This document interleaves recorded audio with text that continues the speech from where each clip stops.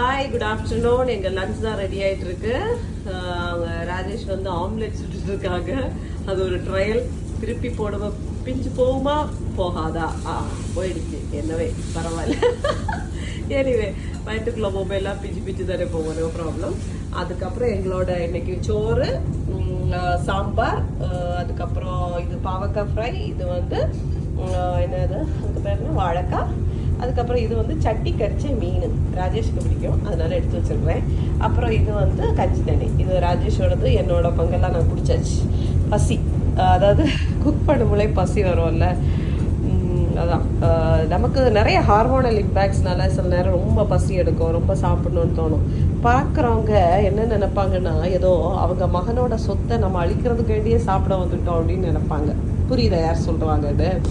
Anyway, thank you and take care.